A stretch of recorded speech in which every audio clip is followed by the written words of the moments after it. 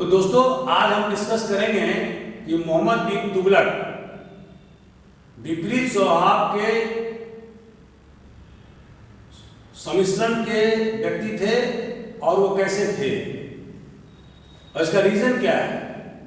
तो जैसा कि आपको मालूम है कि खलजी डायनेस्टी के समाप्त होने के बाद में गयासुद्दीन तुगलक मतलब मोहम्मद बिन तुगलक के पिता दिल्ली के सुल्तान बने और तुगलक डायनेस्टी की स्थापना किया। इसके बाद उनका सबसे ज्येष्ठ पुत्र मोहम्मद बिन तुगलक, जिसका पहले का नाम जौना खान था, उन्होंने दिल्ली के सल्तनत पर अपना आधिपत्य 1325 से शुरू किया और इनका शासनकाल 1325 से लेकर के 1351 तक चला। इसके बाद इनके भतीजे फिरोज तुगलक दिल्ली के सुल्तान हुए और उनके टेन्योर के समाप्त हो जाने के बाद धीरे धीरे तुगलक वंश समाप्त हो गया और खास करके तैमूर का आक्रमण भारत पर 1398 में हुआ था और जिसमें उस आक्रमण ने दिल्ली सल्तनत की रीढ़ तोड़ दी। तो इस तरह से हम शुरू करते हैं कि how Mohammad Tughlaq was a mixture of opposite, माने विपरीत स्वभाव के सम्मिश्रण कैसे थे। चलिए पहला पॉइंट है एंटोगनाइज्ड उलेमा। सबसे पहले मोहम्मद तुगलक ये बात निर्धारित नहीं कर पाया कि क्या उसे उलेमा के साथ में रहना है या उसके विपरीत जाना है, जैसे अलाउद्दीन ने किया था।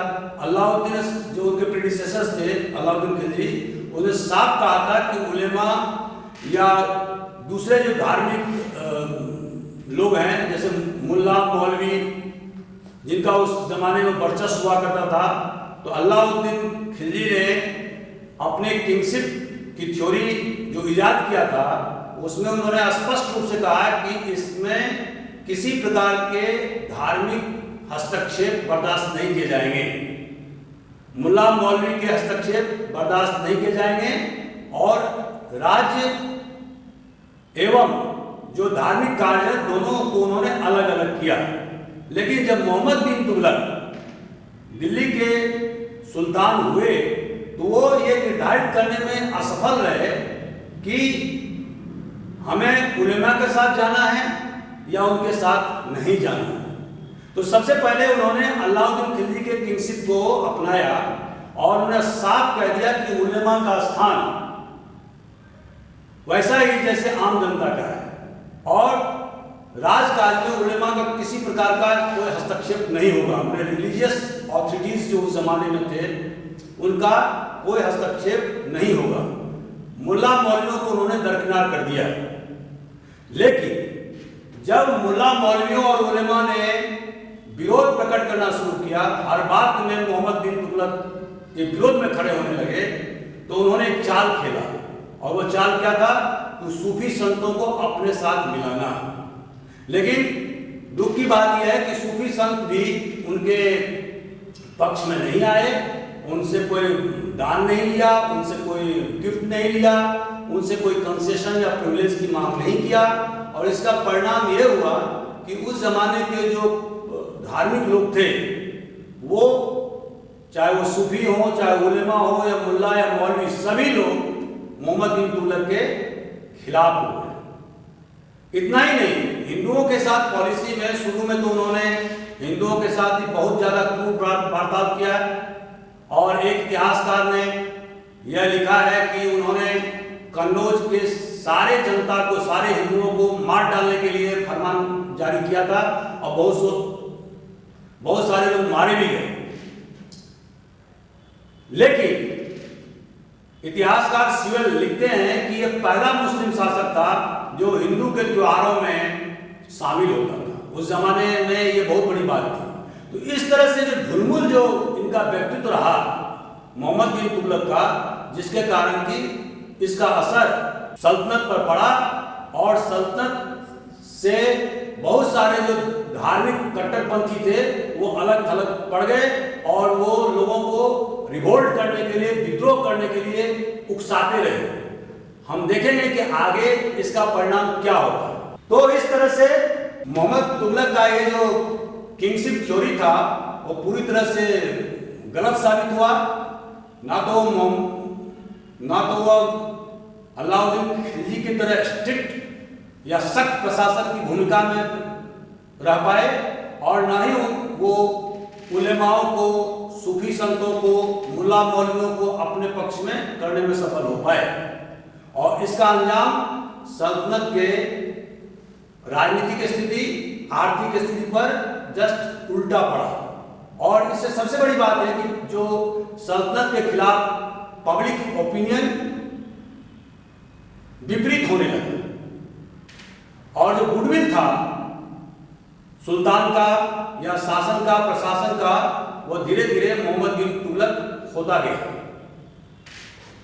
दूसरा पॉइंट है ट्रांसफर। दूसरा जो एक्सपेरिमेंट है उनका, transfer of capital from Delhi to Daulatabad. Daulatabad को पहले देवगिरी बोलते थे और यह कार्य उन्होंने 1329 में किया। इसके पहले भी मोहम्मद तुगलक सुल्तान बनने से पहले पिता के निर्देश पर उन्होंने 2 बार वहाँ पर अटैक किया था। वहाँ के जो हिंदू शासक थे, काकतिया वंश के राजा थे, हिंदू राजा, उनको परास्त किया था और इस तरह से उनके शासन में आने के बाद, सुल्तान बनने के बाद उन्होंने पुनः दक्खन को अपने कब्जे में लिया। इस तरह से हम देखेंगे कि मोहम्मद तुगलक के समय में सल्तनत का विस्तार बहुत दूर तक हो गया था। मतलब यहाँ तक कि मदुरई और मालाबार, ये सारे इलाके सल्तनत के अधीन हो गए थे और पूरा दक्षिण भारत मोहम्मद तुगलक के अधीन आ गया था। तो मोहम्मद ने यह सोचा कि चूंकि दिल्ली से दक्षिण भारत बहुत दूर है, तो इसीलिए उन्होंने ऐसी जगह राजधानी बनाना चाहा जहां से सभी जगह शासन प्रशासन किया जा सके। और चूंकि दौलताबाद का जो ज्योग्राफिकल लोकेशन था वो मिड सेंटर में था, इसीलिए उन्होंने दौलताबाद राजधानी बनाया। यह राजधानी 1329 से लेकर 1335 तक चला। बाद में इस राजधानी को वापस करना पड़ा। वहाँ उस जमाने के जो कॉइन्स मिले हैं उससे पता चलता है कि दौलताबाद दूसरी राजधानी थी। मतलब दिल्ली राजधानी समाप्त नहीं हुआ था, दिल्ली तो राजधानी थी, उसके साथ साथ दौलताबाद की राजधानी थी। लेकिन मोहम्मद बिन तुगलक ने अधिकांश मुस्लिम नोबिलिटी को दिल्ली से दौलताबाद जाने के लिए मजबूर किया। यहाँ तक कि जो स्लेव या और दूसरे जो मुल्ला मौलवी उलेमा या जो सूफी संत थे उनको दौलताबाद जाने के लिए मजबूर किया गया कि आप वहाँ चलें। और वहाँ पर उन्होंने क्वार्टर्स बनाए अलग अलग लोगों के लिए, अलग अलग प्रोफेशन के लिए अलग अलग मोहल्ले बनाए उन्होंने। दिल्ली से दौलताबाद के लिए काफ़ी चौड़ी सड़क उन्होंने बनवाया, दोनों तरफ छायादार पेड़ लगाए गए, 2-2 किलोमीटर की सड़क की स्थापना की गई, पानी की व्यवस्था की गई ताकि लोगों को जाने आने में असुविधा का सामना नहीं करना पड़े। हर 2-3 किलोमीटर की दूरी पर उन्होंने खानका की व्यवस्था किया जहां पर कि कम से कम 1 या 2 सूफी संत जरूर रह सकें। तो इस तरह से उन्होंने इंतजाम किया और उनकी बहुत सारे जो ट्रस्टेड नोबल्स थे वो दौलताबाद गए।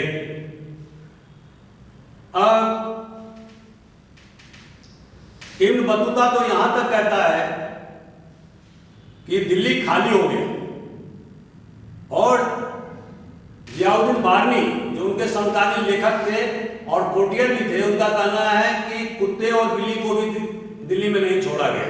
लेकिन ये एग्जैगरेशन है, अतिशयोक्ति है। जो उस जमाने में जो दिल्ली से जो क्वाइंस मिले हैं उससे स्पष्ट पता चलता है कि दिल्ली में जरूर डेवलपमेंट रुक गया था, दिल्ली की प्रॉस्पेरिटी थोड़ी कम हो गई थी, लेकिन सबसे ज्यादा नुकसान मुस्लिम नोबिलिटी को हुआ। लेकिन हिंदू नोबिलिटी पर उसका ज्यादा असर नहीं पड़ा। दूसरी बात यह कि दक्षिण भारत में मुस्लिमों के जाने से वहां पर एक नई चीज हुई और वो था उर्दू की उत्पत्ति और उसका विकास। दक्षिण भारत से ही, दक्कन से ही उर्दू का डेवलपमेंट और उसका विकास हुआ। तो दोस्तों, इस तरह हम देखते हैं कि हालांकि ये जो एक्सपेरिमेंट था वो पूरी तरह से फेल हो गया। और फेल कैसे हो गया कि मोहम्मद तुगलक चूंकि इतने बड़े सल्तनत का बादशाह हो गया था कि उससे पूरे एरिया का कमांड एंड कंट्रोल संभाल नहीं पा रहा था। और जब वो वहां पर दौलताबाद में था, उसी समय में मदुरई में, द्वार समुद्र में, मालाबार इलाके में विद्रोह हुआ और ये सारे विद्रोही अपने अपने सत्ता स्थापित कर लिए। जैसे कि हम देखेंगे कि हसन गंगू 1337 में बहमनी राज्य की स्थापना किया, जो उनका खुद का जनरल था। विजयनगर साम्राज्य की स्थापना हरिहर और बुक्का नाम के दो भाइयों ने मिलकर के किया। हिंदू राज्य की स्थापना किया 1336 ईस्वी में। तो इस तरह से मोहम्मद बिन तुगलक के दक्षिण भारत प्रवास के दौरान ही विद्रोह होने लगे और मोहम्मद उसको कंट्रोल करने में सफल नहीं हुए। इसके अलावा मोहम्मद बिन तुगलक के दक्षिण भारत में 4-5 साल माने 1329 से लेकर 1335 ईस्वी तक होने के कारण उत्तर भारत का जो प्रशासन बन था वो छिन्न भिन्न होने लगा। बंगाल में विद्रोह हो गया। राजपुताना में हमीरदेव ने अलग स्वतंत्र सत्ता स्थापित किया। तो इस तरह से मोहम्मद बिन तुगलक एक विद्रोह को दबाने के लिए जाता था और दूसरा विद्रोह हो जाता था।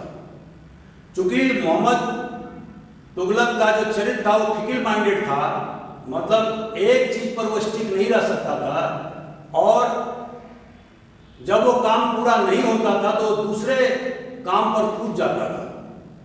तो इसका परिणाम यह हुआ कि धीरे धीरे उसकी सत्ता उसके हाथ से फिसलती गई। तो इस तरह से हम देखते हैं कि ट्रांसफर ऑफ कैपिटल जो उन्होंने किया था, जो राजधानी में चेंज किया था, वो सफल नहीं हुआ क्योंकि जो मुस्लिम नोबिलिटी थे, जो कुलीन वंश के लोग थे या धार्मिक लोग थे या आम जनता, वो सब इसके विरोध में थे और शुरू से ही विरोध में थे। इसका परिणाम हुआ कि बहुत सारे लोग, चूंकि दिल्ली से दौलताबाद की दूरी 1000 किलोमीटर से ज्यादा है, तो इस दौरान लोग थकान से, बीमारी से बहुत सारे लोग मारे गए। दूसरी बात यह हुई कि इसका जो पॉजिटिव इफेक्ट पड़ा और वो ये था कि दक्षिण में मुस्लिमों का धीरे धीरे वर्चस्व कायम होता गया। वहाँ पर एक से एक जनरल और बड़े बड़े नोबल्स वहाँ रहने लगे और जिसका परिणाम ये हुआ कि दक्षिण भारत में जो अभी तक मुसलमान शासकों से अछूता था, अब उन्होंने धीरे धीरे दक्षिण भारत में और दक्कन में पूरी तरह से मुस्लिम शासन स्थापित कर लिया। हालांकि मोहम्मद तुगलक का एम्पायर छिन्न भिन्न हो गया, लेकिन जो बाद में आने वाले जो मुस्लिम शासक थे वो बहुत दिन तक अस्थायी रहे। तो ये मोहम्मद बिन तुगलक का देन है कि उन्होंने दक्षिण भारत में भी मुस्लिम शासन को आगे बढ़ाया और हिंदू शासन धीरे धीरे समाप्त होते गए। हेलो दोस्तों, अभी तक आपने मोहम्मद बिन तुगलक के 2 एक्सपेरिमेंट के बारे में सुना।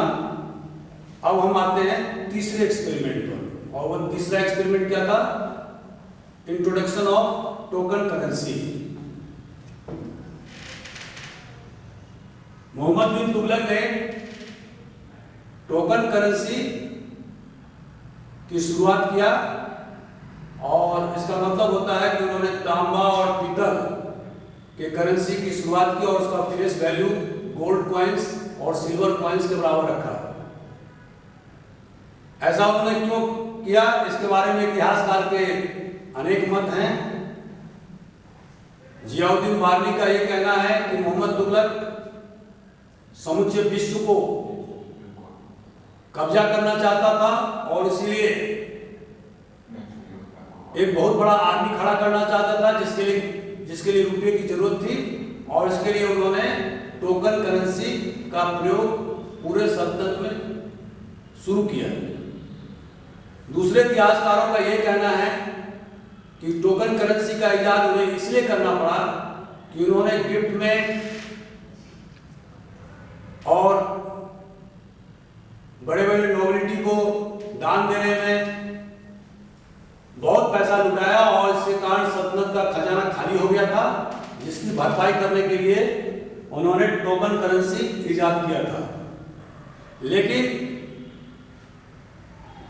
यह प्रयोग पूरी तरह से असफल हुआ, और जिसका कारण यह था कि जो टोकन करेंसी उस जमाने में इजाद किया गया था, उसमें सही ढंग का रॉयल सील, जो सल्तनत का सील होता है, और या उसका जो मेक होता है, वो इस कारगर ढंग से नहीं अपनाया गया था, जिसके कारण लोग उसकी नकल कर लेते थे। जो टोकन करेंसी था तांबा या पीतल में था, उसमें अरबिक और पर्शियन स्क्रिप्ट में वो लिखे हुए होते थे, और उसको नकल करना आसान काम था, और जिसके कारण से आर्थिक स्थिति पूरी तरह से चरमरा गई। ट्रेड एंड कॉमर्स पूरी तरह से बदहाल स्थिति में आ गया, और अंततः मोहम्मद बिन तुगलक को 1333 ईस्वी में इस प्रयोग को वापस लेना पड़ा, क्योंकि इब्न बतूता जो 1334 ईस्वी में उन्होंने मोहम्मद बिन पीरियड के काल का इतिहास लिखा है, उसमें इस चीज का उल्लेख नहीं मिलता। तो इस तरह से यह प्रयोग भी असफल हुआ। एक दूसरा प्रयोग मोहम्मद बिन तुगलक ने किया था, खुरासान एक्सपीडिशन। ये खुरासान जो इलाका है वो अफगानिस्तान के आगे और कांधार के आगे है। तो इन लोगों का ये कहना है, जिसको कि ट्रांसऑक्सियाना भी कहते हैं। जैसे आपको पता है कि चंगेज खान की मृत्यु के बाद उनके वारिसों में फूट पड़ गया। हलाकू खान ने ईरान और इराक को अपने कब्जे में ले लिया, और तासमीरीन के कब्जे में ट्रांसऑक्सियाना और तुर्किस्तान का इलाका आया। लेकिन जब तासमीरीन की मृत्यु हो गई, उसके बाद में उनके सक्सेसर बहुत वीक हो गए, कमजोर पड़ गए, और मोहम्मद बिन तुगलक को लोगों ने समझाया कि अगर आप वहां तक कब्जा कर लेते हैं तो इससे हिंदुस्तान की जो सल्तनत है वो पूरी तरह से सुरक्षित हो जाएगी। और इसके लिए उन्होंने 3,70,000 फोर्स घुड़सवारी का इंतजाम किया। सभी फोर्स को, सभी सोल्जर्स को 1 साल का एडवांस में पेमेंट किया गया। ये जो खर्च इतना हुआ, उसके लिए राज्य के ट्रेजरी से उन्होंने पैसे भुगतान किए, और कुछ जो वहाँ के असंतुष्ट जो नोबिलिटी थे उनको अपने सल्तनत में दिल्ली में बुला करके उनसे भी सहयोग मांगा, उनको भी तरह तरह के दान और उपहार दिए और इस तरह से 3,75,000 की सेना उन्होंने इकट्ठा किया। लेकिन मोहम्मद तुगलक ने ये नहीं देखा कि किस प्रकार के सोल्जर्स रिक्रूट हो रहे हैं। घोड़े पर डाक सिस्टम जो अलाउद्दीन ने शुरू किया था वो किए जा रहे हैं या नहीं किए जा रहे हैं।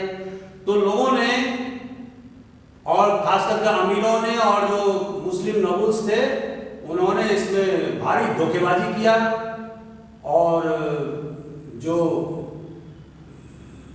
कमजोर नस्ल के घोड़े भी ले लिए गए, उसके एवज में उसका भुगतान भी ले लिया गया और इस तरह से राज्य के खजाने पर मतलब सल्तनत के खजाने पर इसका बहुत बुरा असर पड़ा।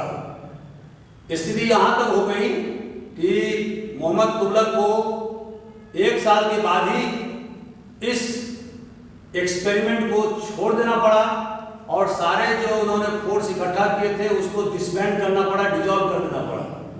तो इस तरह से ये जो पीरियड था 1327 और 1328 ईस्वी के बीच का पीरियड, इस अनावश्यक प्रयोग के कारण सल्तनत का खजाना पूरी तरह से खाली हो गया, बर्बाद हो गया और लोग धोखेबाजी करके सल्तनत के रुपये हड़प लिए। दोस्तों, इसी तरह से मोहम्मद तुगलक ने कराजी एक्सपेडिशन अभियान शुरू किया था। ये कराजी जो है अभी कुल्लू मनाली और कांगड़ा हिल का एरिया जो आजकल हिमाचल प्रदेश में आता है, ये एरिया पड़ता है। कुछ इतिहासकारों का मत है कि मोहम्मद तुगलक इस माध्यम से, इस एरिया से होते हुए हिमालय को क्रॉस करते हुए चाइना पर आक्रमण करना चाहता था, तिब्बत पर आक्रमण करना चाहता था।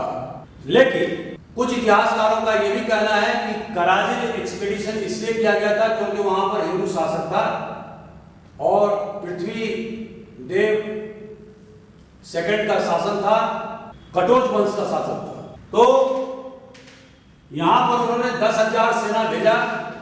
चूंकि इनके सेना को, सल्तनत के सेना को पहाड़ी एरिया में युद्ध करने का कोई अनुभव प्राप्त नहीं था, इसलिए इनकी सेना बुरी तरह से पराजित हुआ और 10,000 सेना पूरी तरह से समाप्त हो गया। तो ये 1333 में यह अभियान छेड़ा गया था। इसका मकसद क्या था, क्यों मोहम्मद तुगलक ने ऐसा रिस्क लिया था, इसके बारे में किसी भी इतिहासकार में एक मत का अभाव है। तो ये भी एक्सपेडिशन पूरी तरह से फेल हुआ। एक और जो एक्सपेरिमेंट मोहम्मद तुगलक ने किया था वो था गंगा यमुना के दोआब में टैक्सेशन करने का। ये 1329 में किया गया था और इसका मकसद था कि राजकोष में वृद्धि करना, जिसके लिए उन्होंने ग्रॉस प्रोड्यूस का, कुल उपज का आधा भाग टैक्स के लिए रखा। लेकिन मोहम्मद तुगलक के अथक प्रयास करने के बावजूद भी, जैसे उन्होंने ये प्रयास किए थे कि एक अलग से एग्रीकल्चर डिपार्टमेंट शुरू किया था, जो क्रॉप्स का रोटेशन है वो उन्होंने शुरू करवाया था, इरिगेशन सिस्टम में सिंचाई की व्यवस्था करवाई थी। तो ये सारे जो विकास के कार्य थे, एग्रीकल्चर को में सुधार की जो जरूरत थी उसको उन्होंने पूरा किया। लेकिन चूंकि टैक्स की जो मात्रा थी वो बहुत ज्यादा थी, मतलब लगभग आधा। यह कमर को टैक्स उन्होंने गंगा यमुना दोआब के किसानों पर लगाया था और इसमें भी जो सबसे ज्यादा नुकसान ये हुआ कि उसी पीरियड में अकाल बहुत ज्यादा उस इलाके में हो गया था, जिसके कारण से जनता त्राही त्राही कर रही थी। जनता ने विद्रोह किया, जगह जगह रिवोल्ट हुए।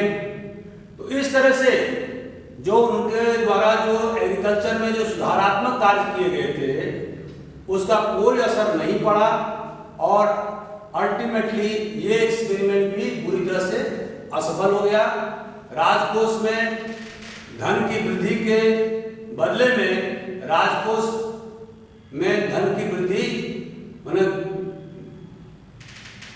कमी हो गई और जनता में असंतोष की भावना पनप गई। तो इस तरह से ये भी एक्सपेरिमेंट बुरी तरह से नाकामयाब रहा। हालांकि मोहम्मद तुगलक को समय ने साथ नहीं दिया और उनके द्वारा जितने भी एग्रीकल्चर में सुधार कार्य किए गए थे, अकाल होने के कारण से बुरी तरह से यह प्रयोग असफल रहा। इसके बाद में जो मोहम्मद तुगलक का जो अन्य जो एक्सपेरिमेंट था वो ये था कि जब कहीं विद्रोह होता था तो वो दबाने के लिए जाता था, उसके फोर्स दबाने के लिए जाते थे उसको, लेकिन अगर कहीं दूसरे जगह पुनः विद्रोह हो जाता था तो फिर वो वहां चला जाता था और फिर उसमें उस एरिया को कंट्रोल करने के लिए अपने जनरल्स को भेजता था। इसका दुष्परिणाम ये हुआ कि किसी भी प्रोविंस में उसकी सत्ता मजबूत नहीं रह पाई। उदाहरण स्वरूप जब बंगाल में विद्रोह हुआ, बंगाल में विद्रोह दबाने के लिए जब उसने फोर्स भेजा तो उसी पीरियड में राजपूताना में हमीरदेव के नेतृत्व में राजपूतों ने विद्रोह कर दिया 1336 में और राजपूताना को सल्तनत से आजाद करवा लिया। वहां फोर्स भेजने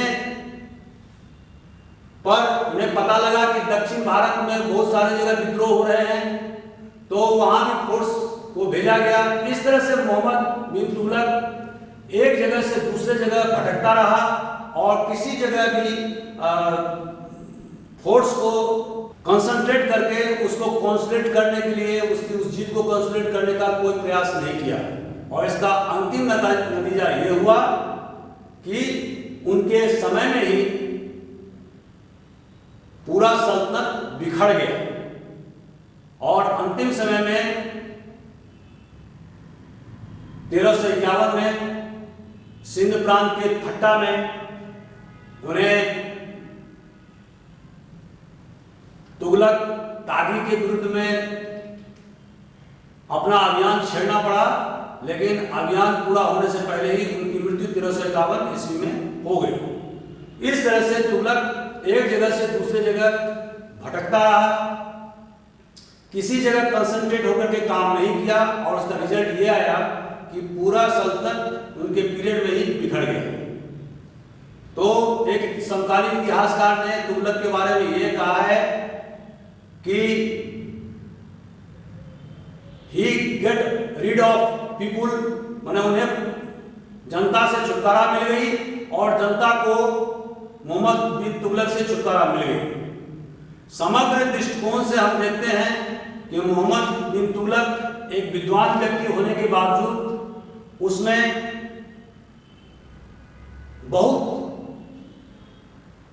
उसमें काम करने की बहुत जल्दबाजी होती थी। वो किसी भी काम करने से पहले सोचता विचारता नहीं था, एकाएक कूद पड़ता था, अपने नोबल से, अपने दरबारियों से, अपने सलाहकारों से सलाह नहीं लेता था और एकाएक किसी भी अभियान में जुट जाता था, जिसके परिणाम स्वरूप उनका नियंत्रण अपने समय में ही धीरे धीरे समाप्त होने लगा और सल्तनत का पतन शुरू हो गया। तो दोस्तों, इस तरह से हम देखते हैं कि मोहम्मद तुगलक एक विरोधाभासी स्वभाव के व्यक्ति थे और उनमें पॉजिटिविटी भी थी, निगेटिविटी भी थी, दोनों का सम्मिश्रण था। अच्छा काम करने का उद्देश्य होता था, लेकिन उसका जस्ट उल्टा हो जाता था। नेचर में भी हमने देखा है कि कभी कभी इतना ज्यादा उनके द्वारा पनिशमेंट दे दिया जाता था किसी भी दंड स्वरूप, जिसकी उतनी आवश्यकता होती नहीं थी। तो ये उनके बारे में कहा जाता था कि he lack the sense of proportion. किस काम के लिए कितना ज्यादा उस पर महत्व देना चाहिए, किस दंड के लिए कितना ज्यादा, किस अपराध के लिए कितना दंड दिया जाना चाहिए, यह उनके समझ में नहीं आता था। इसलिए कभी कभी वो बहुत ज़्यादा पोलाइट हो जाते थे और कभी कभी बहुत ज़्यादा उग्र हो जाते थे, जिसके परिणाम स्वरूप जो बैलेंस था सल्तनत में वो विखंडित हो गया। तो मैं उम्मीद करता हूँ कि यह वीडियो आपको अच्छा लगा होगा। अगर आपको अच्छा लगे तो आप इसको लाइक करिए, सब्सक्राइब करिए और हमें भी अपना सलाह भेजिए। उम्मीद करता हूँ कि आपके सलाह को मैं अगले वीडियो में जरूर शामिल करूँगा। Thank you very much.